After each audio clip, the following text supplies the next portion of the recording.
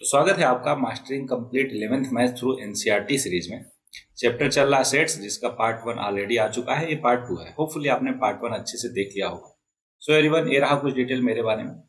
आपको मालूम ही है, पॉज करके आराम से पढ़ लेना। लेकिन इस वाले पॉइंट पे ध्यान दो कि अगर आपको या फिर आपके भाई बंधु सखा मित्र या फिर इवन पेरेंट्स को भी अगर काउंसलिंग की जरूरत है, in that case you can fill out the form given in channel description. Okay, और बाकी चीजें आराम से पढ़ लेना अगर आपको ना पता हो। बाकी पता है तो चलो आगे बढ़ते हैं और बात करते हैं किसका, सेट्स चैप्टर में। पहले 3 एक्सरसाइज हमने ऑलरेडी कर लिया था, बाकी अगले 3 एक्सरसाइज हम करने वाले हैं।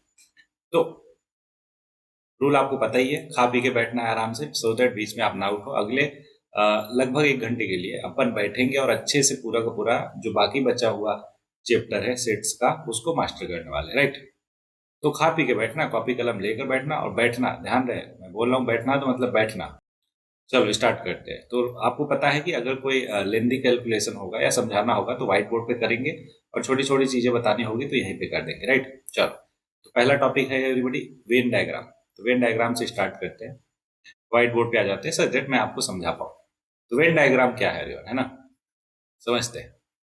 वेन डायग्राम, अभी तक हमने क्या सेट देखा है, सेट देखा है कि डिफरेंट टाइप के सेट हो सकते हैं। फॉर एग्जांपल 2 टाइप के सेट देखे, एक यूनिवर्सल देखे और एक मान लो कोई भी सेट है। तो एक सेट हो गया मान लो 1 2 3, और यूनिवर्सल हो गया 1 2 3 4 5 6 7 8, है ना, 4 5 मान लेते हैं इतना। अब इसको हम ग्राफ के फॉर्म में अगर प्रेजेंट करना चाहें तो कुछ ऐसे कर सकते हैं everybody। हमेशा यूनिवर्सल सेट को हम रेक्टेंगल के फॉर्म में रिप्रेजेंट करते हैं, तो ये हो गया यूनिवर्सल।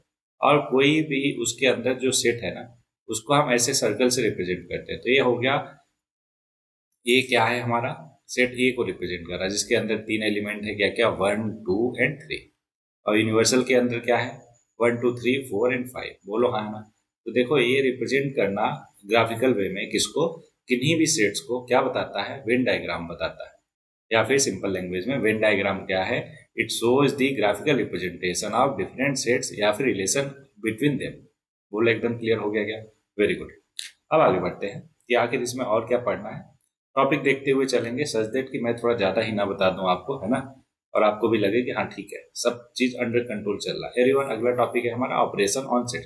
डोंट वरी, ये जो वेन डायग्राम वाला है उसको अभी डिटेल में करेंगे, उस पर बेस्ट क्वेश्चन भी करेंगे, है ना, तो और अच्छे से वहां पे समझाऊंगा विथ एग्जाम्पल।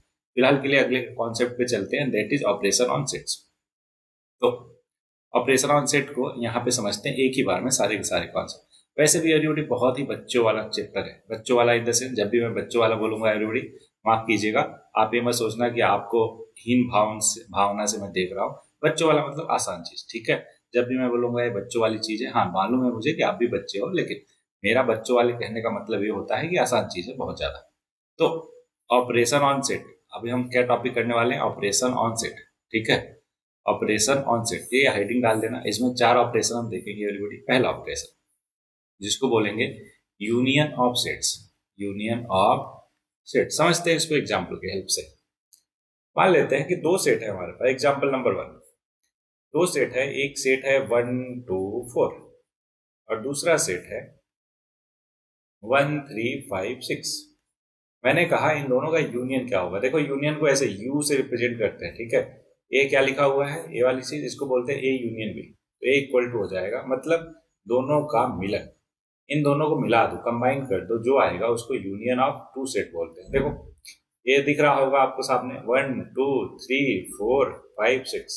अब बोलोगे सर लेकिन 1 तो दोनों में था, 2 बार लिखना चाहिए था। बिल्कुल नहीं, क्यों, क्योंकि आप सेट का रूल जानते हो कि कोई भी एलिमेंट इन अ सेट एक ही बार लिखा जाता है, बस। बोलो हाँ ना। चलो दूसरा एग्जांपल से इसको और क्लियर करते हैं। दूसरा एग्जांपल, उसके लिए मान लो 2 सेट हमने ले लिया, 1 2 ए ई ओ, ए ई ओ, और सेट बी है, मान लेते हैं 1 3 और ई 5 यू। अब मैंने कहा कि इन दोनों का यूनियन बताओ, तो सिंपली आप क्या कहोगे कि सर एकदम आसान, अभी आपने समझाया कि दोनों को कंबाइन कर देना है हमें। कंबाइन कैसे करोगे, देखो 1 दोनों में है लेकिन एक ही बार लिखेंगे, फिर 2 फिर 3 फिर 5। चाहो तो काउंटिंग, मतलब कि नंबर एक साथ लिख लो, फिर उसके बाद अल्फाबेट लिखो, या फिर पहले अल्फाबेट लिखो फिर नंबर लिखो, कोई टेंशन वाली बात नहीं है ना। कैसे भी करोगे दोनों वे में सही होगा। तो होपफुली पहला जो हमारा ऑपरेशन था that was union of sets, वो आपको अच्छे से क्लियर हो। चलो अब दूसरे पे आते हैं। और दूसरा जो है वो है इंटरसेक्शन ऑफ सेट। दूसरा ऑपरेशन हम देख रहे हैं इंटरसेक्शन ऑफ सेट्स। कैसे होता है ध्यान समझिएगा। उसके लिए भी एग्जांपल समझाता हूं मैं आपको, ध्यान समझिएगा। एग्जांपल नंबर 1, मान लो दो सेट है। अच्छा चलो ऊपर वाला ही अभी दिख रहा आपको, राइट? दिख रहा है ऊपर, चलो इसी को ले लेते हैं। ध्यान दीजिएगा, ऊपर जो सेट दो दिख रहा ए एंड बी, अब इसी का हमें इंटरसेक्शन लेना है। मैंने समझाया आपको कि इंटरसेक्शन क्या होता है, कॉमन बिटवीन बोथ सेट्स, उसको क्या बोलते हैं, इंटरसेक्शन ऑफ सेट्स। तो देखो दोनों में कॉमन क्या दिख रहा है, कहोगे सर केवल और केवल वन कॉमन है और ई कॉमन है, तो इसलिए ए इंटरसेक्शन बी क्या हो जाएगा, ए हो जाएगा। बोलो एकदम क्लियर, गुड। दूसरा एग्जांपल लेते हैं एवरीबॉडी।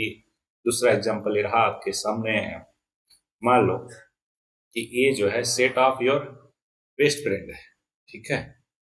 तो बेस्ट फ्रेंड का नाम दे देते हैं आपके, मान लो अमन, बी से विनोद, सी से चिंटू, ठीक है? और मान लो कि सेट बी जो है वो रिप्रेजेंट करता है दुश्मन। तो उन दोनों में कॉमन कैसे ले पाओगे आप? दर्द भी है, दवा भी है, ऐसा तो कोई होगा नहीं ना कि दुश्मन भी है दोस्त भी है, नहीं ना।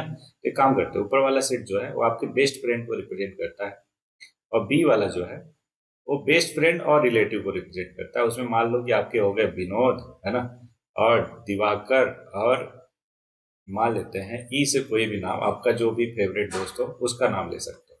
इन दोनों में अगर इंटरसेक्शन देखें एवरीबॉडी, तो मैंने क्या कहा, कॉमन होना चाहिए। तो दोनों में कॉमन क्या दिख रहा है आपको, बी दिख रहा, वेरी गुड। तो ये हो गया एवरीबॉडी इंटरसेक्शन। बोलो एकदम क्लियर हुआ क्या? अरे भाई हाँ है ना, सबस।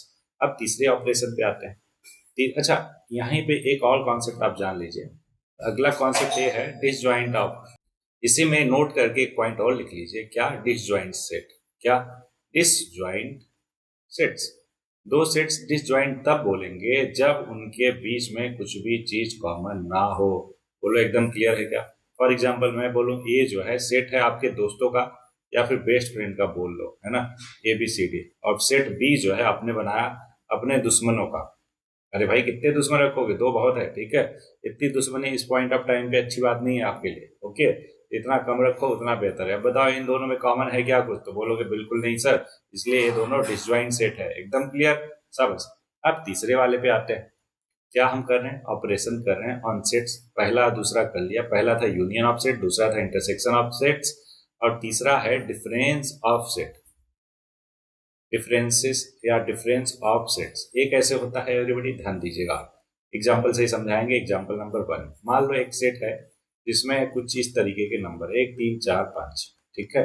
और मैंने कहा दूसरा सेट बी है आपके पास जो है 2 4 6।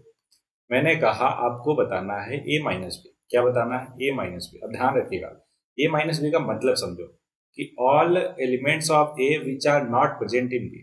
लिख देता हूं, all elements of A which are not present, कैसे मैं डिक्टेट कर रहा ना, प्रेजेंट इन सेट बी।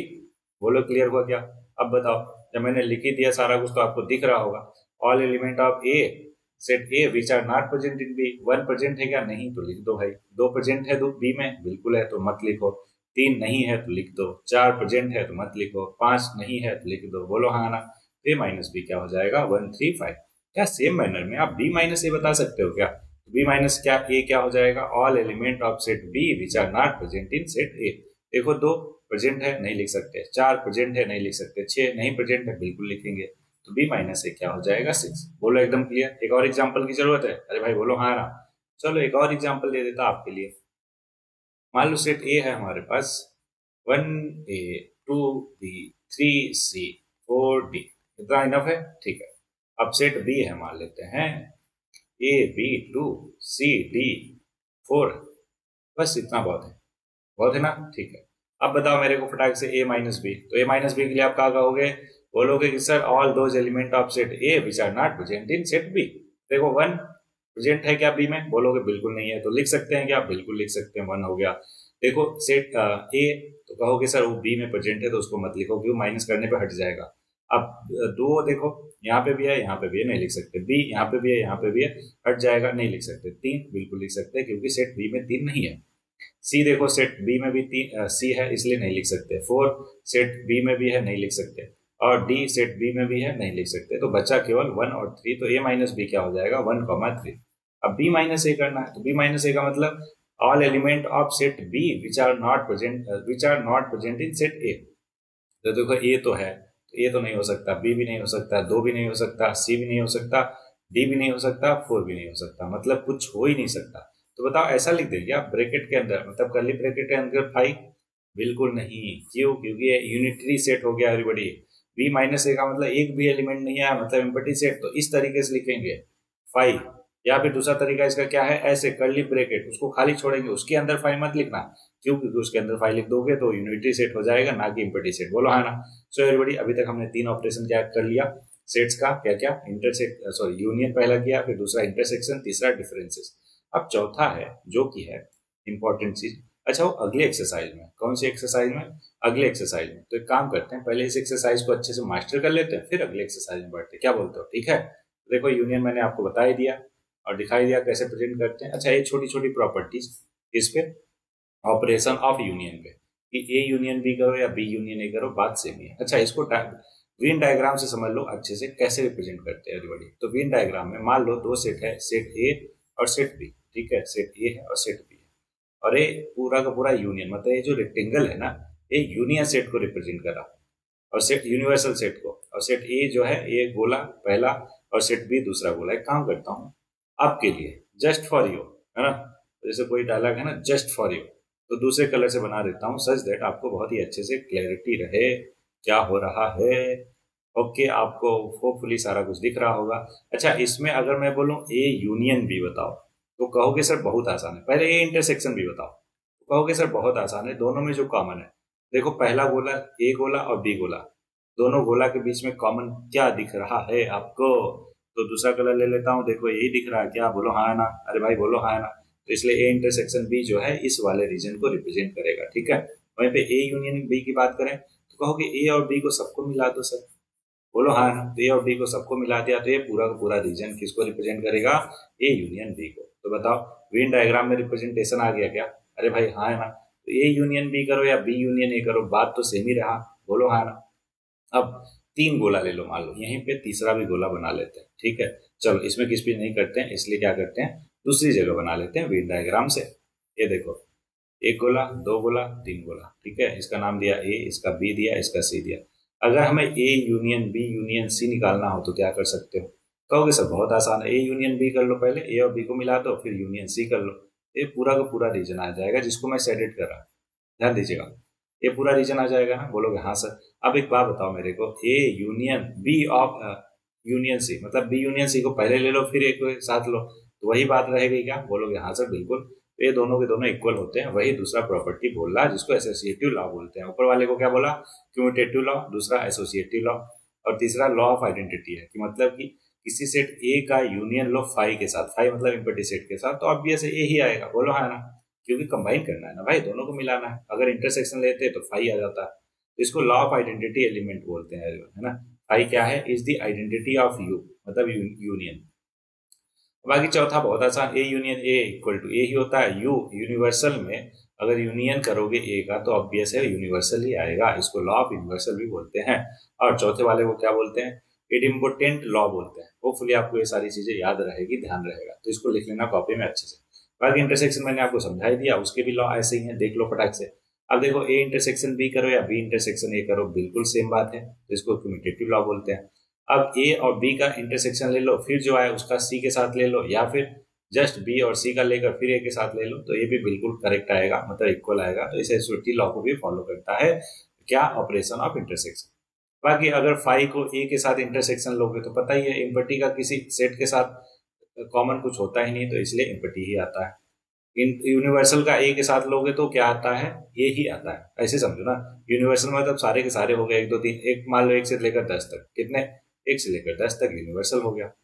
अब सेट ए मान लो है 1 से लेकर 4 तक, 1 2 3 4। अब बताओ इन दोनों में कॉमन क्या है? तो बोलोगे कि सर इन दोनों में कॉमन आपको सीधे दिख रहा है 1 2 3 4, जो कि किसके इक्वल है? एवरीबॉडी जल्दी बोलो, ए के इक्वल है क्या? इसलिए U intersection A equal to A ही होता है। और इंटरसेक्शन ए तो कॉमन से ही बात है कि ए के इक्वल ही होता है। तो इडम्पोटेंट लॉ भी फॉलो करता है, लॉ ऑफ इम्पटी और यूनिवर्सल भी फॉलो करता है, एसोसिएटिव कम्यूटेटिव लॉ, सारा कुछ मैंने एक ही जगह पे आपको बता दिया। होपफुली आपको बहुत अच्छे से होगा क्लियर। अब पांचवा बहुत ही इंपॉर्टेंट चीज है, इसको आपको ध्यान में रखना है।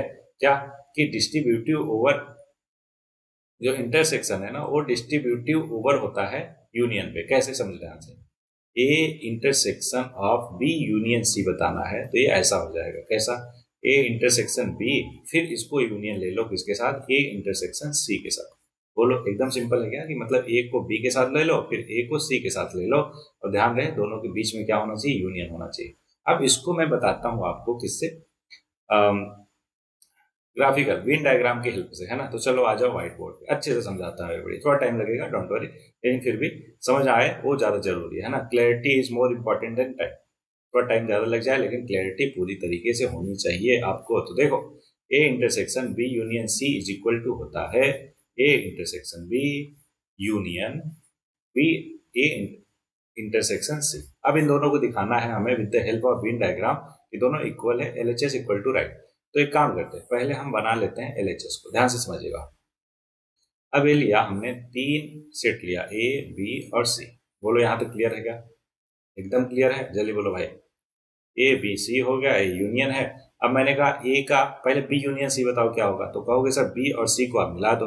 एक काम करता हूँ, दूसरा कलर ले लेता हूँ, ये देखो मिला दिया, तो ये पूरा पूरा रीजन आ जाएगा क्या भाई, बताओ जल्दी, आया ना। तो ये हो गया बी यूनियन सी।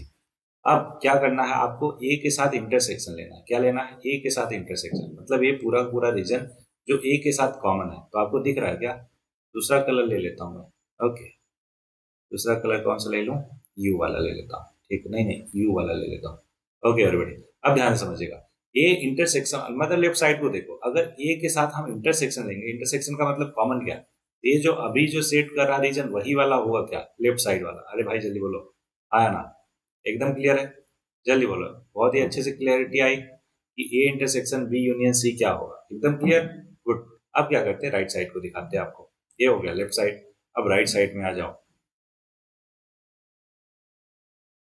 तो राइट साइड देखो, हम फिर से वही करेंगे, तीन बनाएंगे, ए बी और सी, ठीक है, नाम दे देते हैं ए बी और सी। ओके, तो पहले ए इंटरसेक्शन बी बताओ, तो कहोगे सर ए इंटरसेक्शन बी का मतलब ए और बी में जो कॉमन है, तो कॉमन क्या है देख लेते हैं, उसको रीजन मतलब मार्क कर देते हैं ऐसे वाले कलर से। ए और बी में जो कॉमन है, ये पूरा का पूरा कॉमन है, ठीक है, कर दिया। अब अगला क्या है, ए इंटरसेक्शन सी, मतलब ए और सी में जो कॉमन है उसको फिर से कर दिया एवरीबॉडी। दूसरा कलर ले लेते हैं, आपको एकदम क्लियर है, ए और सी में जो कॉमन है यही कॉमन है क्या, अरे बोलो हाँ है ना। अब इन दोनों का यूनियन, अब यूनियन लोगे तो पूरा का पूरा क्या बन जाएगा, यही रीजन बन जाएगा क्या। तो अब बताओ मेरे को कि राइट साइड में जो शेडेड रीजन है, क्या वही शेडेड रीजन लेफ्ट साइड में है क्या, और कैसे हुआ ये भी समझ में आया क्या आपको, अरे भाई बोलो हाँ है ना। तो इसलिए क्या हुआ एवरीवन कि L H S equal to R H S हमने अच्छे से प्रूव कर लिया। होपफुली आपको बहुत ही बढ़िया से बेहतर तरीके से क्लियर हुआ होगा। डिफरेंसेस ऑफ सेट बता ही दिया, डिसजॉइंट क्या होता है ये भी बता दिया। चलो एक्सरसाइज पे आ जाते हैं। बच्चों वाली एक्सरसाइज है, 12 क्वेश्चन है, फटाक से कर लेंगे। ध्यान रहे कि बहुत सारे पार्ट अगर हैं तो हर एक पार्ट नहीं बताऊंगा, क्योंकि ऑब्वियस है आप क्लास 11th में हो, है कि नहीं। जेई का सोच रहे हो, सीयूटी का सोच रहे हो, अपने फ्यूचर के लिए बहुत ही बेहतर सोच रहे हो, तो इसलिए जरूरी है कि 2 टफ वाले मैं बताऊंगा, तो 4 आसान वाले आप करोगे। बोलो मंजूर है, अरे भाई हाँ है ना, गुड। चलो स्टार्ट करते हैं। तो बोला find the union of each of the following pair, तो इन दोनों का यूनियन बताना है, तो इसको लिख देगा क्या, एक्स यूनियन वाई। तो बोलो क्या हो जाएगा, कहोगे सर एक काम करो दोनों को कंबाइन कर दो, 1 2 3 5, यही होगा क्या, अरे भाई बोलो हाँ है ना, सब। अब ए यूनियन बी करना है अगर, तो देखो ध्यान से, ये हो जाएगा ए बी सी फिर ई फिर आई फिर ओ फिर यू, एकदम आसान, गुड।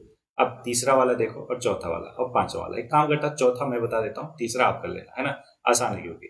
अब ए जो है, सेट ए जो है बोल रहा है कि एक नेचुरल नंबर है 1 से लेकर 6 तक, मतलब ग्रेटर देन 1 और लेस देन और इक्वल टू 6। तो बताओ ग्रेटर देन 1 है तो 1 हो सकता है क्या, बिल्कुल नहीं, क्यों, क्योंकि ग्रेटर देन 1 है एवरीबॉडी। तो दो, एक से बड़ा कौन सा नेचुरल नंबर होता है, 2 होता है, तो 2 3 4 5 6 ले सकते हैं क्या, अरे भाई हाँ है ना, बिल्कुल ले सकते हैं क्योंकि इक्वल का साइन है। बोलो क्लियर, गुड। इसी तरीके से बी पे आ जाओ आप, 6 और 10 के बीच में क्या क्या, 7 8 9। अब इन दोनों का अगर आप यूनियन लोगे तो क्या हो जाएगा, 2 3 4 5 6 7 8 9। बोलो क्लियर है क्या, एकदम क्लियर, गुड।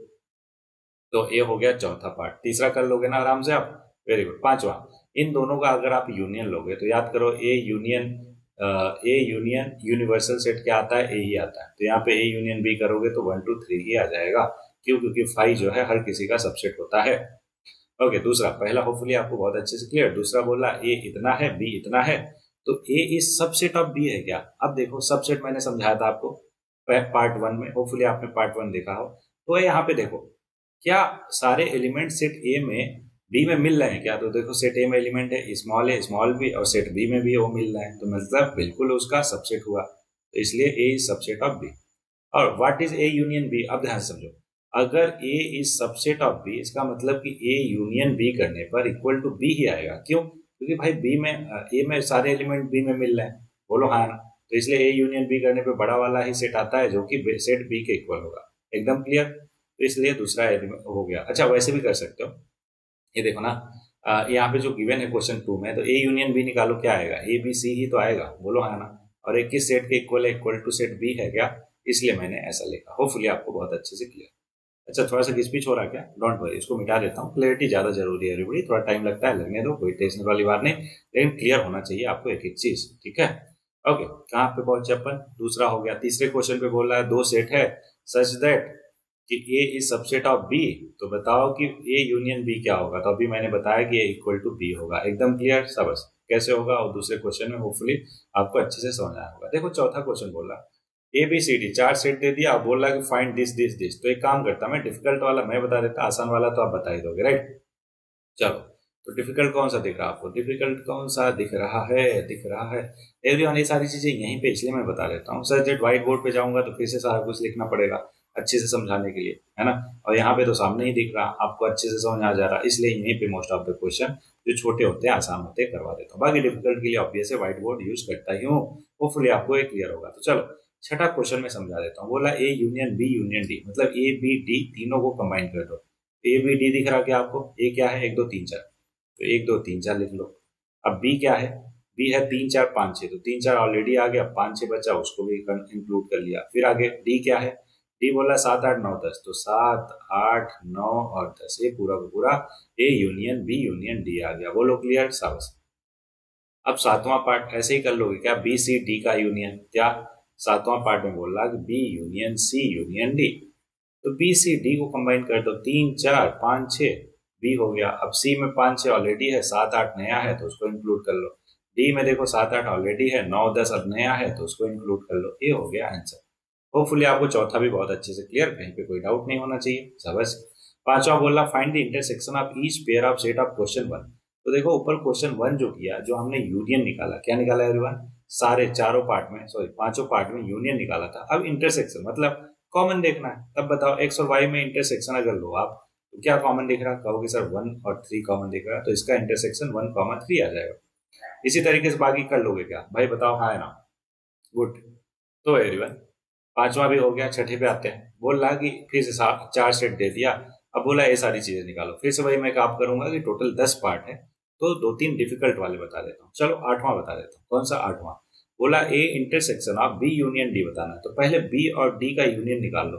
तो बी और डी का यूनियन निकालोगे एवरीबॉडी, तो ये आ जाएगा। देखो, बी है 7 9 11 13 और डी है 15 17, कितना लिख लिया? अब इसका इंटरसेक्शन लेना है ए के साथ। अब ये देखो क्या है, 3 5, पहले ए लिख देता हूँ आपके सामने सच दैट आपको एकदम क्लियर है। तो पहले बी यूनियन डी निकाल लिया, फिर हमने ए को लिख लिया। अब इन दोनों का इंटरसेक्शन लेना है, तो A intersection of B union D. देखो दोनों में कॉमन क्या दिख रहा? अरे भाई बताओ क्या दिख रहा? कहोगे सर देखो 7 दिख रहा, 9 दिख रहा और 11 दिख रहा, तो ये हो जाएगा आंसर 8वें पार्ट का। एकदम क्लियर, गुड। इसी तरीके से 9th पार्ट बता दोगे क्या? अरे भाई बोलो हाँ ना? चलो अभी आपके लिए कर ही देता सामने आपके। ए इंटरसेक्शन बी देखो क्या हो जाएगा, ए और बी में कॉमन क्या दिख रहा? तो कहोगे सर 7 9 11 कॉमन दिख रहा आपको, 7 9 11 लिख लो फिर। और फिर बी यूनियन सी हमें चाहिए, तो बी यूनियन सी देखो कहाँ पे, सॉरी बी यूनियन सी, तो बी और सी को कंबाइन कर दो। 7 9 11 13, फिर 7 9 11 13, और फिर उसमें 11 13 ऑलरेडी है जो कि बार बार लिखेंगे नहीं, और 15 है उसको इंक्लूड कर लिया। अब इन दोनों का 9th वाले पार्ट में, 9th कर रहे हो, अब इन दोनों का हमें क्या चाहिए? इंटरसेक्शन चाहिए, मतलब कॉमन चाहिए। इन दोनों में क्या कॉमन, क्या कॉमन दिख रहा है आपको? जल्दी बोलो भाई। 7 9 11 ही कॉमन दिख रहा है क्या? अरे हाँ या ना भाई? बोल भाई। तो इसलिए 7 9 11 हो जाएगा। तो ये हो गया इसका करेक्ट आंसर। क्लियर? चलो ये भी हो गया। अब 10th तो कर ही लोगे आप, बच्चों वाली चीजें आपके लिए हो गई, बच्चों वाला मतलब आसान हो गया है ना। 7वां क्वेश्चन क्या बोला कि एक्स सेट ए जो है वो एक नेचुरल नंबर है, तो ए को लिख लो क्या 1 2 3 4 कहाँ तक, इन्फानाइट तक। क्यों? क्योंकि नेचुरल नंबर है भाई। बी क्या हो जाएगा? इवन नेचुरल नंबर, तो मतलब 2 4 6 8 10 एंड सो ऑन। ठीक है। अब सी क्या है? एक ऑड नेचुरल नंबर है, तो यहाँ पे कहाँ पे लिखूं सी को? यहाँ पे लिख लेता हूँ। सी है ऑड नेचुरल नंबर, तो 1 3 5 7 एंड सो ऑन, कहाँ तक? इनफाइनाइट तक। और डी क्या है? प्राइम नंबर है, तो प्राइम नंबर क्या होते हैं? जो किसी के टेबल में आते हैं, लाइक 2 3 5 7 11 है ना, 13 17 एंड सो ऑन। ठीक। अब ये सारी की सारी चीजें आप निकाल लोगे क्या? अरे भाई बोलो, एकदम आसान हो गई। बी इंटरसेक्शन डी बता दो फटाक से। तो देखो बी है और डी है, इनका इंटरसेक्शन लोगे मतलब जो चीज कॉमन है। क्या कॉमन है बी इंटरसेक्शन डी में? बोलोगे सर केवल 2 कॉमन है। क्यों? क्योंकि बाकी सारे के सारे ऑड नंबर आएंगे और बी में सारे प्राइम सॉरी इवन नंबर है, केवल 2 ही दोनों में कॉमन है। तो बी इंटरसेक्शन डी क्या हो जाएगा? ओनली 2 आएगा। इसी तरीके से बाकी पार्ट कर लोगे क्या बहुत आसानी से, क्योंकि अब ए बी सी डी आपके सामने मैंने लिख ही दिया, तो बाकी चीजें बहुत आसान हो गई आपके लिए। बोलो हाँ ना। क्वेश्चन नंबर 8 फिर, which of the following pair of set are disjoint. Disjoint मैंने क्या बताया था? जिसमें कुछ भी कॉमन ना हो, है ना। तो देखो सेट ए यहाँ पे दिया है और दूसरा वाले सेट के लिए बोल रहा है कि एक नेचुरल नंबर है जो 4 और 6 के बीच में पहले काम करता मिटा देता। ठीक है। सच दैट आपको बहुत अच्छे से अगला क्वेश्चन पे फोकस हो पाए और क्लियर हो पाए, है ना। एकदम बच्चों वाले क्वेश्चन, मतलब बहुत आसान क्वेश्चन है ना। बालक बालिका लो बोलो हाँ ना। तो ऐसे ही बहुत ही आसान है पूरा का पूरा मैथ, टेंशन बिल्कुल नहीं लेने का। जिस तरीके से मैं बताऊं वो सारी चीजें करने करते जाने का। अच्छा बेसिक में अभी भी प्रॉब्लम होती है क्या आपको? भाई जाके उद्गम सीरीज देखो ना, 1 से 8वीं तक के मैथ्स को मास्टर करवाया, फिर 9th क्लास पूरा पढ़ाया, फिर 10th क्लास इसी चैनल पे सब कुछ आपको मिल जाएगा। तो आपको रत्ती भर भी दिक्कत नहीं होने दूंगा अगर आप अपनी प्रॉब्लम शेयर करते हो तो। अगर नहीं करते हो तो भाई पता ही नहीं चलेगा क्या प्रॉब्लम है, तो कैसे बता पाऊंगा। क्वेश्चन नंबर 8वें का पहला देखो, ये है हमारा 1 2 3 4। ठीक है।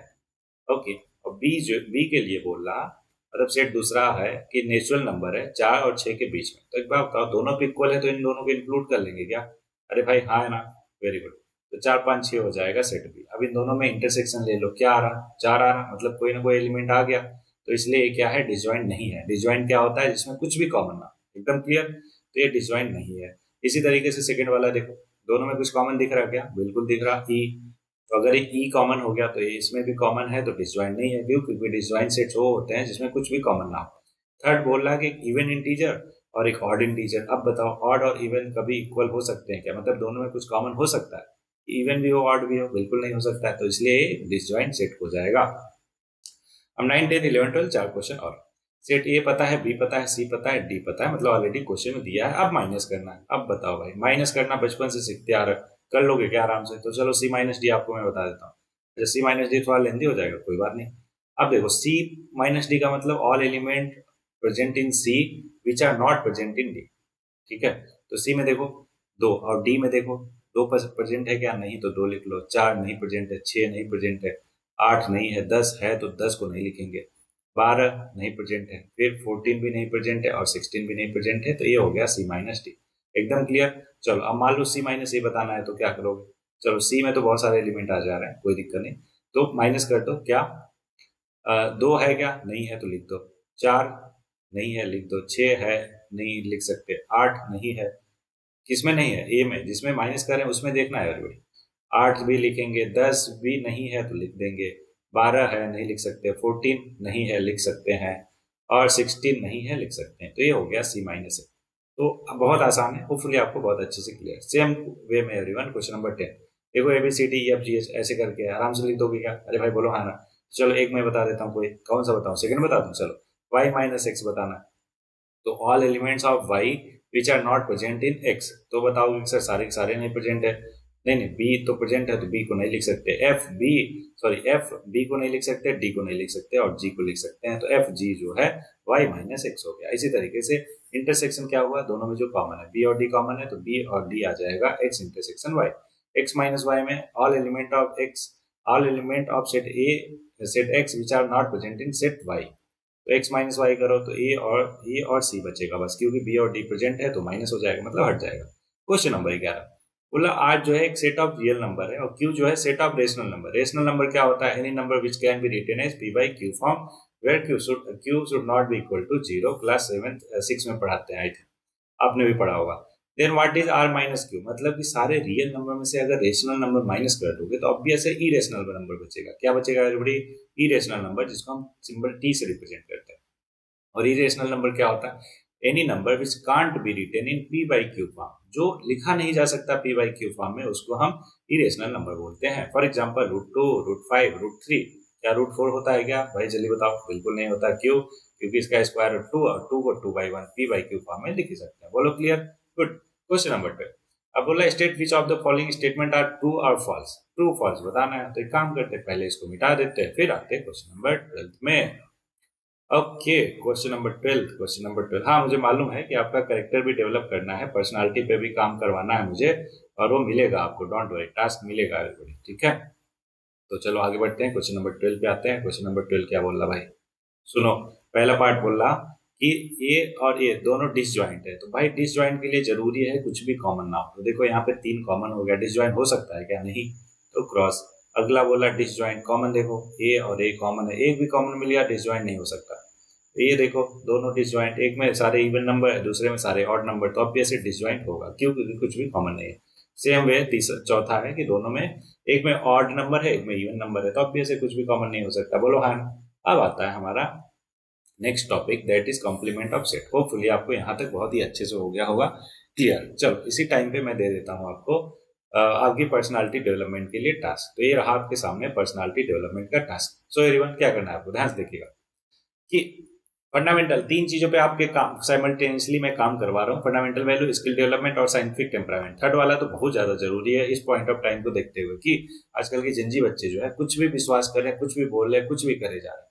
आई नो कि आप ऐसा कुछ नहीं कर रहे हो, है ना, आप समझदार बालक हो, लेकिन एज अ टीचर मेरा काम है कि हाँ मैं अपने बच्चों की देख रेख करूँ, ठीक है, स्पेशली उनके माइंड सेट की, मेंटालिटी का, सच डेट की कल को जाकर वो बेहतर कर पाए, ना केवल अपने साथ बल्कि समाज सोसाइटी के लिए भी। ओके, तो एवरीवन पहला चीज है फंडामेंटल वैल्यू। होपफुली पार्ट 1 में मैंने आपको बताया था, उसको आपने किया भी होगा। तो क्या करना था आपको? सेल्फ अवेयरनेस और रिफ्लेक्शन करना है, जिसके लिए आपको डायरी उठाना है या कॉपी कलम उठाओ, प्रॉपर अपने बारे में लिखो। क्या लिखना है अपने बारे में? अपनी स्ट्रेंथ लिखनी है, अपनी वीकनेस लिखनी है, अपने गोल्स लिखने हैं। कौन कौन से? शॉर्ट टर्म के, मीडियम टर्म के और लॉन्ग टर्म के। बोलो क्लियर है क्या? गुड। दूसरी चीज में आपको करना है स्किल डेवलपमेंट में, आज आपको सीखना है कि हाउ टू इंट्रोड्यूस योरसेल्फ। तो अपने आप को कॉन्फिडेंटली इंट्रोड्यूस करना है आपको। उसमें क्या क्या? हाय, माय नेम जो भी है, उसके बाद आई एम फ्रॉम, उसके बाद माई हॉबीज जो भी है, एंड कोई एक स्पेसिफिक हॉबी बताना है और क्यों वो पसंद है ये बताना है। ये 4 क्वेश्चन अपने मतलब कि आपको बताने हैं किसी को भी इंट्रोड्यूस करते टाइम। क्लियर है क्या? मतलब अभी के लिए मैं जस्ट प्रैक्टिस के लिए आपको बोल रहा, ठीक है, सच दैट आप एक कॉन्फिडेंट वे में किसी को अपने आप को इंट्रोड्यूस कर पाओ। चाहे क्लास में कोई भी हुआ, चाहे टीचर के सामने, किसी के भी सामने आप अच्छे से इंट्रोड्यूस कर पाओ, तो ये प्रैक्टिस करना है। और तीसरा है साइंटिफिक टेम्परामेंट। आपको ये डिबंक करना है एक मिथ को। चलो मैं एक सिंपल सा मिथ बता देता हूँ। अभी मैं ऑफिस से आ रहा था इवनिंग में आज ही, तो रास्ते में मेरे को एक सफेद बिल्ली देखी। हाँ मतलब बिल्ली देखना कोई बड़ी बात नहीं, लेकिन सफेद बिल्ली समझ रहे हो ना। तो एक मिथ नहीं चलता कि अगर बिल्ली आपके रास्ते को काट दे, है ना, तो कुछ गलत होने वाला है। हाँ आपके साथ, अरे बिल्ली के साथ नहीं, क्या बात करते हो। क्लास में ऐसे एक दिन मैं बता रहा था कि आज मैं आ रहा था, बिल्ली ने रास्ता काट दिया, इसलिए मतलब पैर में चोट लग गया। तो एक बच्चा बोल रहा कि अरे सर मेरे साथ तो उल्टा होता है। मैंने कहा क्या? बोला कि सर मैं आ रहा था, बिल्ली ने मेरा रास्ता काट दिया, मतलब मैंने बिल्ली का रास्ता काट दिया और बिल्ली का आगे चल के एक्सीडेंट हो गया। मैंने कहा सेम बिल्ली थी? बोला हाँ सर बिल्कुल सेम थी। मैंने कहा अरे वाह, खतरनाक खतरनाक टाइप के लोग प्रेजेंट होते हैं दुनिया में। तो ऐसा था। होपफुली आपको ये पर्टिकुलर चीज कैसी लगती हो, मिथ लगती हो, और इसको डिबंक करना है, मतलब इसके पीछे जानना है क्या साइंटिफिक रीजन है भी या फिर एम ही वैसे बदनाम है। चलो ये तो बेसिक चीज हो गया, आप बता ही दोगे। दूसरा इंपॉर्टेंट चीज मैं देता हूँ कि डिबंक करना एक मिथ को। कहते हैं घर वाले, बड़े बुजुर्ग हमारे यहाँ, कि नॉर्थ साउथ में पैर करके, सिर करके नहीं सोना चाहिए। ऐसा क्यों? ये पर्टिकुलर मिथ को डिबंक करना है आपको। मतलब रिसर्च करो इसके बारे में, पढ़ो कि जानो कि क्या ये सही है या फिर गलत है। Is that clear? Good. Everyone आगे बढ़ते हैं। होपफुली ये तीनों के तीनों आप करोगे। अच्छा ध्यान रखिएगा, ये जो पूरा सीरीज हमारा चल रहा 15 वीक के लिए मैंने डिजाइन किया है। हर वीक में एक चैप्टर कंप्लीट करवाऊंगा। वैसे वीडियो तो आपको पूरा का पूरा मिल जाएगा, लेकिन आपको एक चैप्टर लाइक 2 पार्ट या 3 पार्ट जितने भी पार्ट हैं उसको एक हफ्ते, मतलब आज देख लिया तो हफ्ते भर उसको प्रैक्टिस करना है। एकेडमिक एक्सीलेंस साथ में कैरेक्टर या पर्सनालिटी डेवलपमेंट दोनों के लिए अलग अलग होमवर्क मिलेगा। तो वो कैसे करना है आपको बताऊंगा थ्रू आउट द वीक, लेकिन ध्यान रहे एक एक वीक का गैप हो, सच दैट ये जो पर्सनालिटी डेवलपमेंट वाला बात पे मैं इतना जोर डाल रहा हूँ ना, वो अच्छे से होगा। क्योंकि देखो ये बिहेवियर लर्निंग है, जब तक बिहेवियर में नहीं लाओगे ना मजा नहीं आएगा, मतलब आप सीख नहीं पाओगे, वो डेवलप नहीं हो पाएगा, तो कोई मतलब नहीं रहेगा, है कि नहीं। तो इसलिए थोड़ा सा गैप देकर उसको रेगुलर प्रैक्टिस करके अपने बिहेवियर में लाकर उतारना है। और बाकी बातें मैं बताऊंगा, लेकिन लास्ट में अभी के लिए फिलहाल एक टॉपिक बचा है, that is complement of set, उसको कंप्लीट कर लेते हैं, ठीक है। अब कॉम्प्लीमेंट ऑफ सेट के लिए आ जाओ व्हाइट बोर्ड पे। तो वाह वाह वाह, कितना बढ़िया डायग्राम बनाया, और तुम लोग मजे लेते हो कि सर डायग्राम अच्छा नहीं बनाते हो, आपकी ड्राइंग बहुत घटिया है। भाई घटिया नहीं है, अच्छी है, बस देखने का नजरिया चाहिए, समझ रहे हो क्या। ओके, जोक्स अपार्ट एवरीवन, आगे बढ़ते हैं। कॉम्प्लीमेंट ऑफ सेट पढ़ते हैं। कॉम्प्लीमेंट ऑफ सेट, हेडिंग डाल दीजिए, कॉम्प्लीमेंट ऑफ सेट। समझो ध्यान से। मान लो हमारे पास यूनिवर्सल सेट है 1 से लेकर 5 तक, 1 2 3 4 5। मैंने कहा कि ए हमारा सेट है 1 2 3। अब ए डैश बताओ। तो complement of set A dash होता है, उसको कैसे रिप्रेजेंट करते हैं, ए डैश से। और ए डैश का मीनिंग होता है यू माइनस ए, मतलब यूनिवर्सल में से ए को माइनस कर दो। तो कर दो भाई, दोनों दिख रहा है ऊपर, तो यू माइनस ए करोगे तो क्या बचेगा, 4 और 5। तो ए डैश की वैल्यू क्या हो गई, 4 और 5। बोलो एकदम आसान, अरे भाई बोलो हाँ ना, एकदम क्लियर है क्या, गुड। अब मान लो कि आपके टोटल दोस्त हो गए, टोटल दोस्त, मोना सोना टोना, है ना, होना, चलो ये 4 हो गए, MSTH, ठीक है, मोना सोना टोना होना। अब मान लो कि आपको बर्थडे पार्टी में इनवाइट करना है, क्या करना है, बर्थडे पार्टी में इनवाइट करना है। मान लो आपने सोना और टोना को किया। अब मैंने पूछा कि आपने बर्थडे पार्टी में इनवाइट किसको नहीं किया, तो आप मतलब कि कॉम्प्लीमेंट पूछ रहा मैं। तो कॉम्प्लीमेंट पूछ रहे हो तो टोटल दोस्तों में से जिसको इनवाइट किया माइनस कर दो भाई, माइनस कर दो तो क्या बचेगा, एम और एच बचेगा। बोलो एकदम क्लियर है क्या, अरे भाई बोलो हाँ है ना, गुड। बस ये ले देगा कॉम्प्लीमेंट, एकदम आसान, गुड। अब इसको हम क्या करते हैं, वेन डायग्राम की हेल्प से समझते हैं। अब समझो ध्यान से। मैंने कहा ए डैश, तो ए डैश मतलब क्या समझोगे आप, यू माइनस ए, मतलब कि यू में से, पूरे यू में से ए को माइनस कर दो, मतलब इसको छोड़ के पूरा को पूरा, है ना। ए को छोड़ के पूरा रीजन जो बचा उसको हम क्या बोलेंगे, ए डैश बोलेंगे। एकदम क्लियर हुआ क्या, शाबाश। अब मेरे को बताओ कि ए डैश यूनियन ए क्या होगा। अब बोलोगे सर ए डैश का मतलब कि ए को छोड़ के सब कुछ, और उसको ए के साथ मिला दिया तो ये तो यूनिवर्सल ही आ जाएगा, वेरी गुड। अब मैंने कहा ए डैश का इंटरसेक्शन ए के साथ, बोलोगे ए डैश मतलब ए को छोड़ के सब कुछ, ए का मतलब केवल है, तो उन दोनों में कुछ कॉमन होगा ही नहीं, तो ये फाई होगा। अगला, मैंने कहा शाबाश, ए डैश का यूनियन लो फाई के साथ, तो आपको पता ही है ए डैश ही आता है। अब ए डैश का इंटरसेक्शन लो फाई के साथ, तो आपको मालूम ही है क्या आएगा, कहोगे सर फाई ही आएगा, क्यों, क्योंकि कॉमन तो कुछ होगा नहीं। होपफुली यहाँ तक आपको बहुत अच्छे से क्लियर है। चलो अगर क्लियर है तो आगे बढ़ जाते हैं, कुछ अलग मिला तो। अच्छा, बिलोंग और नॉट बिलोंग ये तो मालूम ही है आपको, है ना। चलो आगे बढ़ते हैं, आगे बढ़ते हैं। कुछ और दिखा क्या, जो मैंने बताया वही चीज है। अच्छा, ये प्रॉपर्टीज आपको ध्यान में रखना है, और स्पेशली ये सेकंड वाला जिसको बोलते हैं डी मॉर्गन्स लॉ। तो कॉम्प्लीमेंट्री लॉ ये मैंने बता ही दिया, ये भी बता दिया, बोलो है ना। डी मॉर्गन्स लॉ को मैं अब कहाँ पे, व्हाइट बोर्ड पे समझा देता हूँ, ध्यान दीजिएगा, ध्यान दीजिएगा। क्या लिख लो हेडिंग, डी मॉर्गन्स लॉ। वैसे सारे के सारे लिखने हैं, लेकिन डी मॉर्गन्स लॉ पे ज्यादा फोकस करना है, ठीक है। तो उसमें दो लॉ है, पहला बोलता है, देखो ध्यान से, क्या बोलता है, तो वो बोलता है, किसी मूवी में था, याद है क्या आपको। तो वो बोलता है, कोई तो मूवी था, मूवी में कहाँ जा रहे हैं अपन, फोकस करो, है, फोकस। डिमोर्गन्स लॉ पे, A union B equal to ऐसा, ठीक है। ए यूनियन बी का डैश एवरीबॉडी होता है A dash intersection B dash. इसको चलो वेन डायग्राम की हेल्प से हम इसको क्या करते हैं, प्रूफ करते हैं। तो फिर से वही बात, क्या करोगे, लेफ्ट साइड बनाओगे, राइट साइड बनाओगे, है ना। और इक्वल का साइन अभी लगा दिया सर, अरे भाई मेरे को मालूम है ना इक्वल है। चलो दिखाते हैं। तो यहाँ पे सेट ए बनाया, सेट बी बनाया, ए हो गया, बी हो गया, ए यूनिवर्सल सेट हो गया, ए बी यूनिवर्सल सेट। अरे दोनों सेम ही है, थोड़ा बड़ा छोटा बड़ा बन गया है, तो डोंट वरी अबाउट इट। अब ध्यान समझो, ए यूनियन बी का मतलब क्या हुआ, ये पूरा का पूरा रीजन, कौन सा वाला रीजन, चलो मैं सेट कर देता हूँ। ओके ओके, किससे करूँ, कलर से, येलो से कर देता हूँ, ठीक है। ए यूनियन बी का होल डैश मतलब, ए यूनियन बी का मतलब ए और बी का पूरा रीजन, लेकिन डैश का मतलब होता है कि उसको छोड़ के, किसको, ए यूनियन बी को छोड़ के बाकी सारा कुछ। तो होपफुली आपको दिख रहा होगा, अरे अंदर ही है भाई, वो बाहर जो चला गया वो गलती से चला गया, माफ कीजिएगा। अंदर ही सारा का सारा रीजन है, मतलब इस रेक्टेंगल के अंदर वाला ही सारी चीजें, ठीक है। बोलो हाँ ना, ए और बी को छोड़ के। अब ए डैश का मतलब क्या हुआ, अब राइट साइड में आ जाओ, ए डैश का मतलब क्या हुआ, ए को छोड़ के सारा कुछ, ए को छोड़ के सारा कुछ, ठीक है, मतलब उसमें बी भी है। और बी डैश का मतलब क्या हुआ, बी डैश को छोड़ के सारा कुछ। बोलो हाँ ना। इन दोनों का इंटरसेक्शन का मतलब क्या हुआ, दोनों में कॉमन, तो भाई कॉमन तो यही सारा रीजन होगा ना, ए और बी को छोड़ के। अरे भाई बोलो हाँ ना। दोनों क्लियर दिख रहा क्या कि सर इक्वल के इक्वल है दोनों, तो इसलिए ये दोनों के दोनों इक्वल है। डिमोर्गन का फर्स्ट लॉ हो गया, होपफुली आपको ध्यान में रहेगा। सेकंड लॉ आप देख लेते हैं कैसे प्रूफ हुआ ए। अच्छा ध्यान रहे कि अगर आपको बिल्कुल कहीं पे ना समझ आया ना कि कैसे हुआ, सर क्या बोल गए, तो भाई वीडियो है, पॉज करके या बैकवर्ड करके जाके उसको देख लो, लेकिन क्लियर होना चाहिए एक एक चीज, समझ रहे हो क्या। दूसरा लॉ डी मॉर्गन का, ध्यान से देखो।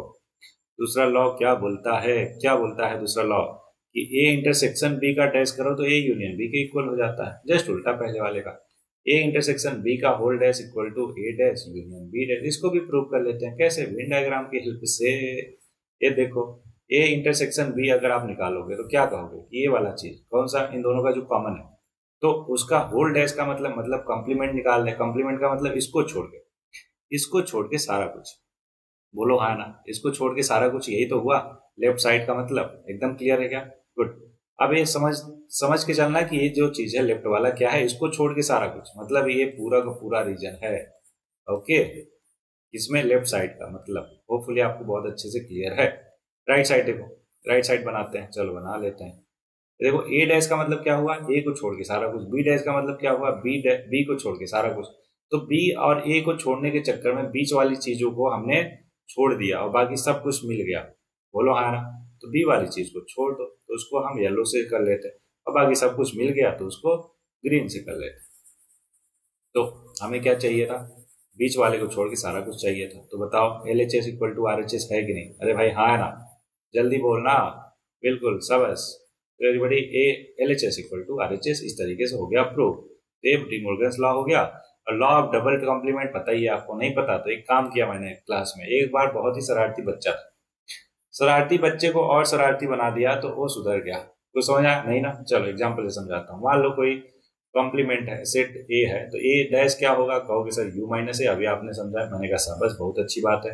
ए डैश का डैश क्या होगा, बोलोगे कोई दिक्कत नहीं सर, ए डैश का डैश होगा यू माइनस ए डैश। अब ए डैश ऊपर क्या लिखा मैंने, तो कहोगे सर यू ऊपर लिखा था आपने यू माइनस ए, तो बताओ माइनस करेंगे तो यू से यू कट जाएगा और माइनस माइनस प्लस हो जाएगा। इसका मतलब हुआ कि डैश का डैश करोगे तो आ जाएगा ए। वही मैंने एग्जाम्पल समझाया आपको कि अगर उल्टे को उल्टा करोगे तो हो जाएगा सीधा। तो अगर बिगड़े हुए बच्चे को और बिगाड़ोगे तो वो सुधर जाएगा, ऐसा होता है क्या। अरे बोलो भाई। तो क्लास में मैंने तो एक बार कर दिया था एक बच्चे के साथ, ठीक है, उल्टा कर दिया उसको, फिर उल्टे को फिर से उल्टा कर दिया तो सीधा हो गया। और लास्ट है बट नॉट द लिस्ट, कि लॉ ऑफ इम्पटी सेट और यूनिवर्सल सेट मतलब फाइव है, फाइव क्या है इम्पटी, तो उसका कॉम्प्लीमेंट निकालोगे तो क्या होगा, U minus five. You minus five का मतलब यू, बोलो क्लियर, गुड। अब यू डैश का मतलब क्या हुआ, यू माइनस यू, तो मतलब क्या आ गया फाइव। एकदम क्लियर हुआ क्या आपको, जल्दी बोलो, गुड। तो एवरीबॉडी ये आ गया कॉम्प्लीमेंट सेट और उसकी प्रॉपर्टी। अब इसमें है टोटल 7 क्वेश्चन, बच्चों वाले फटाक से कर लेंगे, कर लिया जाए, जल्दी बोलो।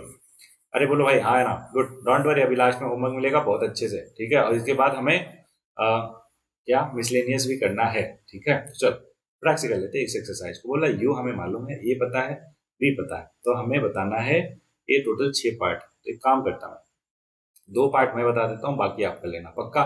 देखो पांचवा तो वैसे ही है, ए डैश का डैश करोगे तो ए ही आएगा। तो ये जो गिवन है 1 2 3 4, इसका आंसर आ जाएगा 1 2 3 4, कौन से वाले का, पांचवें वाले का, ठीक है क्या, गुड। अब दो, एक मैंने बता दिया, 2 और बताऊंगा और बाकी आप करोगे। चलो तीसरा मैं बता देता हूँ, ध्यान दीजिएगा।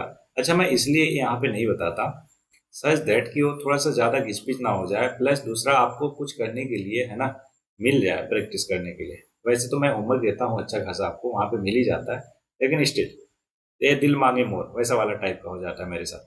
तो देखो थर्ड वाला क्वेश्चन क्या बोला, ए यूनियन सी का होल्ड है, पहले ए यूनियन सी निकाल लो भाई। कैसे निकालोगे, अरे बोलो ना बालक। ए और सी देखो कहाँ कहाँ है, ए है 1 2 3 4, सी है 3 4 5 6, तो ए यूनियन सी हो गया 1 2 3 4 5 6, बोलो एकदम क्लियर, कहोगे यस सर। अब इन दोनों का इनका कॉम्प्लीमेंट करना है, कॉम्प्लीमेंट का मतलब यूनियन में से माइनस कर दो। जैसे ही माइनस करोगे, यूनियन है 1 से 9 तक, उसमें से 1 से 6 तक गया, बचा क्या 7 8 9, तो ये आंसर आ गया 7 8 9। ये कौन सा पार्ट किया मैंने, थर्ड पार्ट, होपफुली आपको एकदम क्लियर है। अब 6 पार्ट कर देता हूँ, बी माइनस सी का कॉम्प्लीमेंट, पहले बी माइनस सी निकाल लो, क्या निकाल लो, बी माइनस सी, यहाँ पे लिख देता हूँ मैं। बी माइनस सी दिख रहा है क्या आपको? कहाँ है बी? 2 4 6 8 और सी है किधर? 3 4 5 6। तो बी माइनस सी, 2 देखो नहीं है तो 2 लिखेंगे, 4 है तो नहीं लिख सकते, 6 है नहीं लिख सकते, 8 नहीं है लिख सकते हैं। तो बी माइनस सी क्या आ गया? 2 और 8। तो इनका अगर कॉम्प्लीमेंट लोगे आप, तब यूनियन में से 2 और 8 को हटा दो, बाकी जो बचा वो पूरा का पूरा बी माइनस सी का होल डैश मतलब कॉम्प्लीमेंट ऑफ बी माइनस सी हो गया। Clear? Good. Question number hopefully पहला हो गया आपको, 3 मैंने बता दिया, बाकी 3 आप करोगे। आसान वाले, डिफिकल्ट वाले मैंने बता दिया। क्वेश्चन नंबर दूसरा, यूनियन हमें पता है, बोला find the complement of the following. एकदम आसान, डी का कॉम्प्लीमेंट बता दूं क्या मैं? तो डी डैश क्या होगा? यू माइनस डी होगा। माइनस करना आपको आता ही है, बोलो हाँ। तो एफ जी एच ए हटा दो तो क्या बचा? बी बचा, सी बचा और डी बचा, ई बचा, एफ जी एच को हटा ही दिया, बचा यही आंसर आ गया, खत्म। एकदम आसान। दूसरा भी, तीसरे पे आ जाते हैं। बोला taking the set of natural number is the universal set. Universal set हमारा क्या है? Natural number. क्या मतलब? 1 2 3 4 एंड सो ऑन, कहां तक? इनफाइनाइट तक। ये हो गया यूनिवर्सल सेट। आगे बोल रहा है write down the complement of the following. ठीक है, टोटल कितने हैं? 11 है एवरीबॉडी। तो डिफिकल्ट वाले मैं बता देता हूँ, आसान वाले आप कर लेना। तो 11th वाला पार्ट है, देखो ध्यान से। तो x है, मतलब मान लो सेट ए है, तो ये क्या, x क्या है? नेचुरल नंबर है, और जबकि 2x plus one greater than 10 है, तो 2x plus one greater than 10 है, तो 2x क्या होगा? ग्रेटर देन 9, क्योंकि प्लस वन उधर गया माइनस वन हो गया। x ग्रेटर देन 9/2 मतलब x ग्रेटर देन 4.5 है। 4.5 का मतलब क्या होता है? अरे 4.5 भाई, जिंजी बालक, हिंदी इतना नहीं आता। अच्छा आपको आता है? अरे आपको नहीं बोलना फिर। ओके आगे बढ़ते हैं। ए सेट क्या हो जाएगा? कहोगे सर 4.5 से ऊपर मतलब 4.5 से ग्रेटर नेचुरल नंबर क्या होता है? 5 6 7 8, कहाँ तक? इन्फानाइट तक, क्योंकि ग्रेटर है भाई तो चलते जाओ। ग्रेटर क्या होता है? चलते जाओ। अब हमें ए डैश चाहिए, तो ए डैश क्या हो जाएगा? एन माइनस ए हो जाएगा। तो एन मतलब नेचुरल नंबर क्या होता है? 1 2 3 4। तो इन सबको रह जाएगा, बाकी 5 6 7 8 9 कहाँ तक? इन्फानाइट तक माइनस हो जाएगा। तो ये 11th पार्ट का आंसर आ गया क्या? 1 2 3 4। एकदम अच्छे से क्लियर हुआ क्या? अरे भाई बोलो हाँ। गुड। ये हो गया 11th पार्ट, और बाकी पार्ट भी देखते हैं जल्दी से। डिफिकल्ट और कौन सा दिख रहा? कौन सा दिख रहा है? Okay, positive multiple of three. Okay, तीसरा वाला दिख रहा। तो पॉजिटिव मल्टीपल ऑफ थ्री, तो मल्टीपल ऑफ थ्री आपको मालूम ही है ना क्या क्या होता है? तो कहोगे सर हाँ, 3 6 9 12 सो ऑन, कहाँ तक? ऑब्वियस है, इनफाइनाइट तक। तो ये हो गया मान लो सेट ए। तो ए डैश तो आप निकाल ही लोगे, क्या? एन माइनस ए कर दोगे। एन क्या है? 1 2 3 4 5 6, कहाँ तक? अप टू इनफाइनाइट तक माइनस कर दो ये वाले सारे चीजें। ठीक, तो ये हो गया तीसरा पार्ट। और कौन सा दिख रहा? हाँ, सातवां, सॉरी टेंथ। टेंथ भी वैसे ही कर लोगे, जैसे हमने 11th किया, और आठवां भी वैसे ही हो जाएगा, 10th भी हो जाएगा, 9th भी हो जाएगा। नहीं नहीं, 9th वाला इक्वल का साइन है, ग्रेटर वगैरह है ही नहीं। तो यहाँ पे देखो, इसको सॉल्व कर लो। तो 2x प्लस 5 इक्वल टू 9 है, तो 2x इक्वल टू क्या हो जाएगा? 9 में से 5 गया 4, तो x की वैल्यू क्या आ जाएगी? 2। तो केवल एक ही एलिमेंट बचा है एवरीवन। सेट ए क्या आया हमारा? केवल 2 आया, बोलो हाँ ना। तो ए डैश क्या हो जाएगा? नेचुरल में से केवल 2 को हटा दो, तो बचा क्या? 1 3 4 5 6, कहाँ तक? इन्फानाइट तक। एकदम क्लियर हुआ क्या एवरीबॉडी? तो ये तीसरे का 3 4 पार्ट मैंने बता दिया, बाकी आसान है, आप कर लोगे। और अगर नहीं आएगा तो टेंशन ना, मैं यहीं पे हूँ, कहीं नहीं जा रहा। आपको तुरंत कमेंट करना है, अगर मेरे डायरेक्ट कांटेक्ट में है तो पूछना है। ठीक है, एक एक डाउट, एक एक क्वेश्चन आपका क्लियर होगा, कहीं से भी लाओ। जेई का क्वेश्चन लाओ, इंजीनियरिंग का लाओ, है ना, टीचर का लाओ, ट्यूशन का लाओ, असाइनमेंट का लाओ, स्कूल का लाओ, कहीं से भी लाओ, सारा क्वेश्चन अपन क्लियर करेंगे साथ मिल बैठ के। बोलो एकदम क्लियर। गुड। क्वेश्चन नंबर चौथा बोल रहा यूनियन, यूनिवर्सल सेट दिया है, ए दिया है, बी दिया है, वेरीफाई करोगे इतना इतना। बहुत आसान बच्चों वाली चीज। चलो लेफ्ट को एक मैं बता देता हूँ, एक आप कर लेना, 2 पार्ट। ठीक है, मंजूर है? चलो, ए इंटरसेक्शन बी देखो। पहले एलएचएस निकाल लो, तो उसके लिए पहले ए इंटरसेक्शन बी चाहिए हमें। देख लो ए और बी में कॉमन क्या है? 2 है, और कुछ नहीं है। है कुछ भी नहीं, चलो कोई दिक्कत नहीं, 2 ही है। अब इसका कॉम्प्लीमेंट निकालना है, तो कॉम्प्लीमेंट क्या होता है? कहोगे सर यूनिवर्सल में से माइनस कर दो, तो यूनिवर्सल में 2 को हटा दो, बाकी 1 से लेकर 9 तक। बोलो क्लियर? अब ए डैश कितना हो जाएगा? कहोगे सर ए डैश का मतलब होता है U minus A, B dash का मतलब होता है यू माइनस बी। अब इन दोनों का यूनियन हमें लेना है, मतलब यू में से ए को हटा दो तो क्या बचेगा? कहोगे सर 1 बचेगा, 3 5 7 9 बचेगा। अब इसका यूनियन लेना है हमें किसके साथ? यू में से बी को हटा दो, मतलब कि 2 3 घटा दिया, 4 5 6 7 8 9। अच्छा 8 भी होगा, 9। अब इन दोनों का जरा देखना यूनियन क्या हो जाएगा। अरे भाई बोलो यूनियन क्या हो जाएगा? कहोगे सर वही होगा जो मंजूर खुदा नहीं, कहाँ चला गया मैं, हाँ वही होगा जो यूनियन में दो को हटाने पर होता है। तो एवरीबॉडी, तो इन दोनों को कंबाइन करो, देखो 1 3 4 5 6 7 8 9 आ जाएगा। बोलो हाँ या ना। कहने मतलब दो को छोड़ के जो हमारा LHS आया था वही RHS आ गया, और इस तरीके से हो गया प्रूफ। क्वेश्चन नंबर 4, पांचवा, draw appropriate Venn diagram for each of the following. बच्चों वाली चीज फिर से पूछा, अभी करके देता हूँ, अभी करके देता हूँ, वैसे आता ही है आपको, है ना। तो दो ही बताता हूँ मैं, ठीक है, बाकी चीजें तो आपने किया है। देखो ये इंटरसेक्शन बी का क्या डैश, तो ऐसे बना लोगे, कहोगे ए इंटरसेक्शन बी मतलब कि ए वाली चीज, अब उसका डैश का मतलब कि इसको छोड़ के सारा कुछ, तो इसको छोड़ दो, बाकी जो सारा कुछ दिख रहा है आपको ना विदाउट डार्क, वो हो जाएगा ए इंटरसेक्शन बी का होल डैश, ठीक है। ओके, और कोई बताऊं? अरे भाई बोलो हाँ ना। चलो ए सेकेंड वाला पार्ट बता देता हूँ। ए डैश का मतलब क्या हुआ, ए को छोड़ के सारा कुछ। बी डैश का मतलब क्या हुआ, बी को छोड़ के सारा कुछ। तो मतलब क्या हुआ, इन दोनों का इंटरसेक्शन लेना है, तो इंटरसेक्शन का मतलब क्या हुआ, इसका मतलब यही हुआ ना कि बीच वाले को छोड़ के सारा कुछ, तो इसको छोड़ बाकी सारा कुछ। बोलो हाँ ना। गुड, तो ये हो गया हमारा करेक्ट आंसर। होपफुली आपको बहुत बढ़िया से क्लियर हो रहा होगा। क्वेश्चन नंबर 6 क्या बोला, यू जो है सेट ऑफ ऑल ट्रिंगल, क्या है everybody, set of all triangle in a plane. अगर ए जो है set of all triangle with least one angle different from 60। अब ध्यान से समझो, ध्यान से समझो, ए जो है क्या बोल रहा कि at least triangle with at least one angle different from 60 degree. ये हुआ है सेट ए, और यू क्या है, यू है set of all the triangle. तो ए डैश क्या होगा, तो कहोगे सर ए डैश होगा यू माइनस ए, और इसको लिखेंगे कैसे कि the triangle which has at least one angle is equal to 60 degree. पहले वाले ने क्या बोला कि डिफरेंट हो, है ना, कम से कम एक एंगल 60 से अलग हो, और इसका कॉम्प्लीमेंट क्या हो जाएगा कि कम से कम एक एंगल 60 हो, जस्ट उल्टा। बोलो हाँ ना, क्लियर हुआ क्या? क्वेश्चन नंबर 6 हो गया। 7, fill in the blank. A union A dash करोगे तो क्या आएगा, यूनिवर्सल आ जाएगा। ए और ए डैश में इंटरसेक्शन करोगे फाई आ जाएगा। ये सारा कुछ बता चुका हूँ। फाई डैश का मतलब क्या हुआ, यूनियन हुआ। तो यूनियन और ए में अगर इंटरसेक्शन देखो तो ए ही आ जाएगा। यू डैश का मतलब क्या हुआ, फाई। फाई और ए में इंटरसेक्शन लोगे तो क्या आ जाएगा, कहोगे सर फाई आ जाएगा। बोलो सातवां भी हो गया क्या, छठा भी हो गया, सातवां भी हो गया, पांचवा भी हो गया। पांचवा बच्चों वाली चीज है क्या, सारा कुछ मैंने बताया ही ऑलरेडी। होपफुली आप बहुत अच्छे से कर लोगे, बाकी पार्ट बता ही दिया है मैंने। तो अभी बात आ गई होमवर्क की, लेकिन होमवर्क से पहले अपन करेंगे मिसलेनियस एग्जाम्पल। एग्जाम्पल भी आप कर लोगे, एक्सरसाइज मैं बताऊंगा, ठीक है। तो इसमें है टोटल 10 क्वेश्चन, ठीक है, अभी करके देता हूँ। बोला decide among the following sets which are the subset of one another. तो एक्स क्या है, पहला सेट क्या है, रियल नंबर है, और एक सेटिस्फाई करता है इसका। तो बताओ इसको सॉल्व करके रियल नंबर आ जाएगा क्या, जल्दी बोलो। ये सीधे सीधे दिख रहा क्या, कितना होगा, 6 और 2, तो X square minus 6x minus 2x plus 12 equal to 0। तो इसको फर्दर सिंप्लीफाई करने पर, अरे फैक्टराइजेशन तो आपको आता ही है ना, क्लास 10 याद करो। यहाँ से x की वैल्यू 2 आ गई या फिर 6 आ गई। तो सेट बी हुआ 2,6, और सेट ए हुआ रियल नंबर। रियल नंबर मतलब सारे के सारे, तो ऑब्वियस है set B is the subset of set A. पहला वाला तो हो गया। अच्छा नहीं नहीं, ये थोड़ा अंडरस्टैंड करने में थोड़ा गलती हुआ है ऑलरेडी, तो रुक जाओ भाई। सेट ए में दो एलिमेंट आए, रुक जाओ। सेट ए में दो एलिमेंट आए, कौन कौन सा, 2 और 6। सेट बी हमें दिया है, सेट सी भी दिया है, सेट डी भी दिया है। तो अब बता सकते हो क्या कि set A is the subset of B, set A is also the subset of C, but set D is the subset of A. बोलो क्लियर है क्या? गुड। और डी किसका किसका सबसेट है, डी जो है ए का भी है, बी का भी है, और सी का भी सबसेट है। एकदम क्लियर। तो ये हो गया पहला क्वेश्चन। दूसरा question, in which of the following determine whether the element is true और फॉल्स। स्टेटमेंट जो है ट्रू है या फॉल्स है।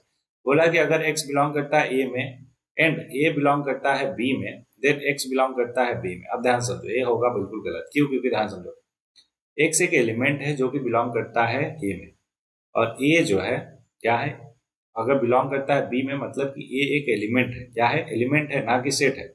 क्योंकि सेट जो है सबसेट होता है, बिलोंग नहीं करता। बोलो हाँ ना। तो एक्स बिलोंग टू बी नहीं, क्योंकि एक्स एक एलिमेंट है जो कि सेट ए का एलिमेंट है, और सेट ए पूरा का पूरा बिलोंग करता है सेट बी में। होपफुली आप ये समझ पा रहे हो। पहले पार्ट में बिल्कुल एकदम एग्जाम्पल के साथ इसको समझाया था। होपफुली आपको यहाँ पे भी क्लियर है। अब बोला कि ए अगर बी का सबसेट है और बी बिलोंग करता है सी में, तो ए जो है बिलोंग करता है सी में। और यहाँ पे भी फिर से वही बात, भाई ए बी सी क्या है, सेट्स है। तो सेट्स जो है सबसेट होते हैं, बिलोंग नहीं करते। बिलोंग कौन करता है? बिलोंग एलिमेंट्स करते हैं। अगला ए जो है बिलोंग सबसेट है बी का और बी सबसेट है सी का, तो ए सबसेट होगा सी का। बिल्कुल बड़ी सही बात है। क्यों? क्योंकि समझो, जो ए है मतलब छोटा गोला बड़े गोले का हिस्सा है और ये जो बड़ा गोला है इस बड़े गोले का हिस्सा है। तो अब बताओ सबसे छोटा गोला सबसे बड़े गोले का हिस्सा है कि नहीं? तब सबसेट हुआ कि नहीं? तो कहोगे बिल्कुल सर, तो तीसरा सही। चौथा, अगर A is not the subset of B और B is not the subset of C, तो A is not a subset of C, बिल्कुल ठीक है। अगला, x बिलोंग टू ए और a is not a subset of b, तो then x belong to b। अब ध्यान समझो, ऐसा बिल्कुल पॉसिबल है। क्यों? क्योंकि सेट ए में बहुत सारे एलिमेंट हो सकते हैं ना, उनमें से कोई एक एलिमेंट की बात कर रहे हैं हम। बोलो हाँ ना? कोई एक एलिमेंट अगर ए में बिलोंग करता है और वो पर्टिकुलर एलिमेंट मतलब पूरा सेट ए बिलोंग नहीं मतलब सबसेट नहीं है बी का, तो इसका मतलब कि एक्स जो है बिलोंग कर सकता है बी में, कर भी सकता है नहीं भी कर सकता है। तो इसका जो है क्या हो जाएगा? ट्रू भी हो सकता है, फॉल्स भी हो सकता है। इसी तरीके से होपफुली आप बाकी पार्ट कर लोगे। और तीसरा क्वेश्चन देखो, बोला ए बी सीट जो है सेट्स है such that A union B equal to A union C, ठीक है। और A intersection B equal to A intersection C, तो शो करना है बी। अच्छा ये सारी चीजें है रिवर, अच्छा ऊपर वाली भी सारी चीजें ना। तो पहले एक तरीका आता था कि X belongs to A and X belongs to B, ऐसे करके। तो ये मतलब एक तरीका होता था जिसको प्रूव करते थे कि इसका मतलब हुआ X belongs to A intersection B, है ना। और एक आता था x बिलोंग्स टू ए और x बिलोंग्स टू बी, इसका मतलब ये हुआ कि x belongs to A union B. समझ रहे हो क्या? तो इस तरीके से इसको प्रूव करते थे। तो आपको करने की जरूरत नहीं फिलहाल के लिए, उसको रहने दो। वैसे भी आपके 11th में वो आएगा नहीं, ठीक है। तो कंपटीशन के अच्छा वो सारे क्वेश्चन वही वाले हैं बड़े, ठीक है। तो इसको छोड़ दीजिए। क्यों? क्योंकि बोर्ड में आएगा नहीं तो करने का कोई फायदा नहीं, और कंपटीशन के लायक ये क्वेश्चन है। क्यों? क्योंकि ये सारे के सारे प्रूविंग वाले हैं। होपफुली आपको क्लियर है। तो बाकी बचा ही नहीं कुछ करने को। तो होपफुली एवरीवन ये सारे के सारे क्वेश्चन आपको बहुत ही अच्छे से क्लियर हो। तो मिसलेनियस के लिए परेशान नहीं होना। मुझे लगा कि थोड़ा सा कॉम्पिटिटिव वाले नेचर का होगा, तो है नहीं। अच्छा, सबसेट का एक फॉर्मूला मैंने आपको बताया था, नंबर ऑफ सबसेट। तो नंबर ऑफ सबसेट जो होता है वो होता है 2 की पावर n। होपफुली आपको याद हो बहुत अच्छे से। याद है ना? Very good. तो एवरीवन इस पर्टिकुलर लेक्चर में इतना ही। पूरा का पूरा सेट खत्म होता है यहाँ पे। होपफुली आपको एक एक चीज सेट में क्लियर होगा, कोई भी दिक्कत परेशानी नहीं होगा। तो अब बात आती है होमवर्क की। अब इस पॉइंट पे बहुत ही अच्छे से ध्यान दीजिएगा। क्या है समझो, दो चीजों पे को हम लेकर चलेंगे, आपको मालूम ही है। एक आपका एकेडमिक एक्सीलेंस कराना, मैथ्स को एकदम पीस ऑफ केक बनाना, जैसा मैंने पहले लेक्चर में इंट्रोडक्शन पार्ट में प्रॉमिस किया था। और दूसरा क्या कि आपका पर्सनालिटी डेवलपमेंट कराना, ठीक है। मुश्किल टास्क है, मुझे पता है कि वीडियो लेक्चर के थ्रू, इवन अगर ऑनलाइन होता और लाइव क्लास होता तो उसमें भी मजा आता। अदरवाइज चलो कोई बात नहीं, जो फिलहाल के लिए हमारे पास अवेलेबल है उसी में अपना 100% देते हैं और बेहतर करते हैं। तो एकेडमिक एक्सीलेंस में आपको करना क्या है, ध्यान समझो। सेट्स चैप्टर के रिगार्डिंग पहला, टोटल एक हफ्ते के बाद आपको अगला लेक्चर देखना है। उसके दरमियान क्या करोगे आप? अगर होपफुली आपका एग्जाम नहीं चल रहा और तब ये वीडियो देख रहे हो, आपके पास इनफ टाइम है, तो आपको 15 वीक का एक पूरा पूरा प्लान फॉलो करना है, ठीक है। तो 15 वीक में पहले वीक का होमवर्क है, ध्यान दीजिएगा। तो पहले 2 दिन आपको एनसीईआरटी, क्या मैंने बोला, एनसीईआरटी के सारे एग्जाम्पल प्लस एक्सरसाइज को सॉल्व करना है। क्या मैंने बोला? एग्जाम्पल प्लस एक्सरसाइज को सॉल्व करना है पहले 2 दिन। फिर अगले 2 दिन तक आपको करना है क्या मालूम है? एग्जाम्पलर, एनसीईआरटी का एग्जाम्पलर उठाओ, उसके सारे के सारे क्वेश्चन को सॉल्व करो। क्यों? मजेदार क्वेश्चन होते हैं, मजा आएगा। तीसरा कि आपको आरटी शर्मा उठाना है या फिर कोई भी पर्टिकुलर बुक जो भी आपके पास है उसके कम से कम 30 क्वेश्चन सॉल्व करो। ज्यादा आपकी जितनी श्रद्धा उतना कर सकते हो, ठीक है। ये एक स्पेसिफिक एक स्टैंडर्ड बनाने के लिए आपका मैथ्स में ये सारी चीजें हैं एवरीवन। अगर इतना आप कर लेते हो इसका मतलब कि मैथ्स में आपका लेवल अच्छा खासा है, ठीक है। और फिलहाल के लिए मैं चाहता तो एग्जाम्पलर का भी पूरा सीरीज बना सकता था, आरटी शर्मा का भी बना सकता था, लेकिन सबसे ज्यादा जरूरत होती है बच्चों को एनसीईआरटी का। तो इसलिए मैंने ये वाली चीज कर दिया। और आप एकदम बेहतरीन पोजीशन चाहते हो अपना मैथमेटिक्स में, तो ये आपको सॉल्व करना ही करना है। तो 2 दिन इसमें, 2 डेज, 2 डेज और 2 डेज, ठीक है। लेकिन जो पर्सनालिटी डेवलपमेंट में 3 टास्क दिए मैंने, तीनों जो है डेली करना है। 3 टास्क डेली, डेली उसको करना है। छोटी छोटी चीजें, शीशे के सामने खड़ा होना, कॉन्फिडेंस में बोलना है कि हाँ जहां मैं खड़ा हो जाता हूँ लाइन वहीं से शुरू होती है। मतलब ऐसे करके आपको प्रैक्टिस करना है। जो भी स्किल सेट दिया मैंने, स्किल सेट, फाउंडेशनल वैल्यू और साथ में साइंटिफिक टेम्परामेंट, उन तीनों को अच्छे से जो भी मैंने इंस्ट्रक्शन दिया कंप्लीट करना है। उसके बाद अगले वीक में आना है, तो वहाँ पे आपको अलग टास्क मिलेगा पर्सनालिटी डेवलपमेंट के रिगार्डिंग भी और एकेडमिक एक्सीलेंस के रिगार्डिंग भी। होपफुली एवरीवन कि बहुत ही अच्छा लगा हो लेक्चर, आपको हर जगह कहीं क्लैरिटी हो, कहीं पे दिक्कत परेशानी नहीं हो। ओके। और एक चीज ध्यान में रखिएगा, कबीरदास जी का कहना है कि धीरे धीरे रे मना धीरे सब कुछ होए, धीरे धीरे रे मना धीरे सब कुछ होए, माली सींचे 100 गड़ा ऋतु आए फल। तो थोड़ा पेशेंस भी आपको बना के चलना पड़ेगा, क्योंकि पेशेंस बहुत जरूरी होता है, स्पेशली बिहेवियर लर्निंग में। क्यों? क्योंकि हफ्ते 2 हफ्ते लग जाते हैं आपको रिजल्ट देखने में, लेकिन एकेडमिक्स में तो होपफुली आपको पहले लेक्चर से क्लियर हो गया होगा कि हाँ मजा आने वाला है। और जो हमारा पर्सनालिटी डेवलपमेंट का कोर्स है उसमें भी आपको मजा आने लगेगा, बशर्ते आप अगर उसको प्रॉपर वे में फॉलो करें। ठीक है, चलो इस लेक्चर में फिर इतना ही, मिलते हैं नए लेक्चर में। तब तक के लिए पढ़ते रहिए, आगे बढ़ते रहिए, मस्त रहिए, स्वस्थ रहिए।